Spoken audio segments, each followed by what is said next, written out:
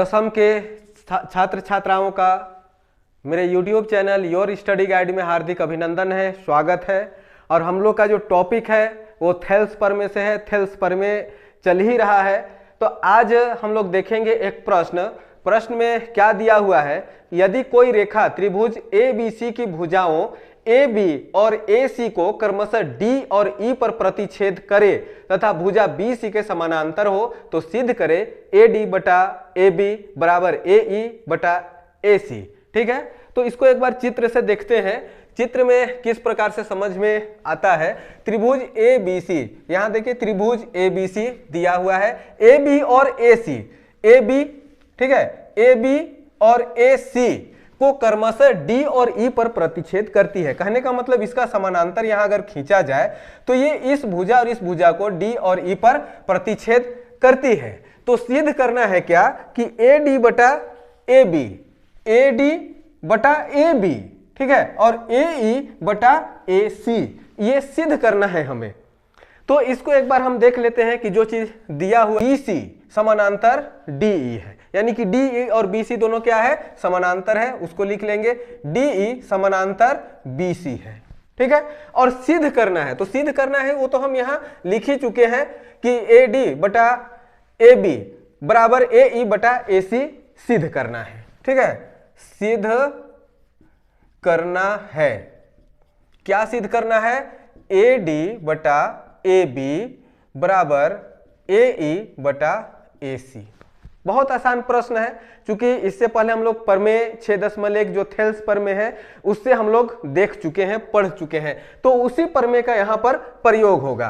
तो यहाँ लिखते हैं थेल्स प्रमेय क्या थेल्स प्रमेय में हम लोग क्या सीखे हैं कि AD बटा DB, ठीक है, अगर समानांतर भुजा है तो उसका अनुपात जो होता है, जहां प्रतिच्छेद होता है उसका भी अनुपात समान होता है।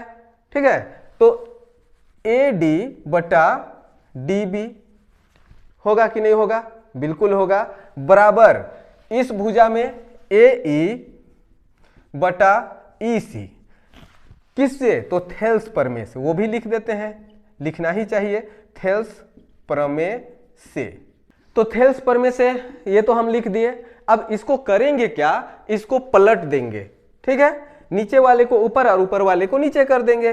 DB बटा AD बराबर EC बटा AE, ये समझ में आ गया। अब दोनों पक्ष में क्या करेंगे, +1 करेंगे। DB बटा AD +1 यहां भी हो जाएगा, बराबर EC बटा AE +1 यहां भी कर देंगे। ठीक है, अब अगर इसको +1 किए हैं तो इसको हम भिन्न का जोड़ यहां बना सकते हैं, यहां भी बटा 1, यहां भी बटा 1। AD और 1 का अगर LCM लेंगे तो AD आएगा, सिंपल सा। AD कट जाएगा तो क्या बचेगा, DB प्लस यहां क्या आ जाएगा, AD। ठीक है, बराबर यहां सेम प्रोसेस जैसा यहां हम किए उसी तरह से AE और 1 का लसा लेंगे तो क्या आएगा, AE आएगा। ये AE और ये AE कट जाएगा तो क्या बचेगा, EC बचेगा, प्लस AE और 1 को मल्टीप्लाई करेंगे तो क्या हो जाएगा, AE हो जाएगा।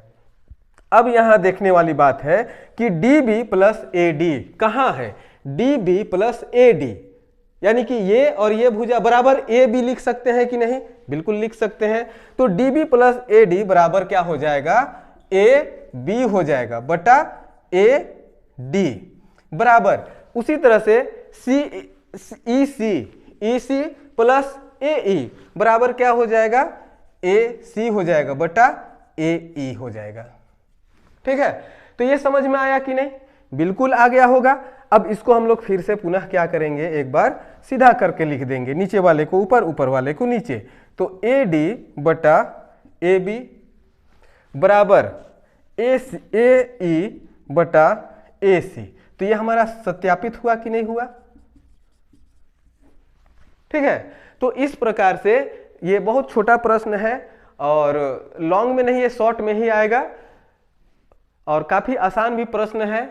तो आप लोगों को ये प्रश्न ठीक प्रकार से समझ में भी आ गया होगा और इसी तरह से एक एक प्रश्न को आप लोग नोट डाउन करते चलिए और समझते हुए चलना है।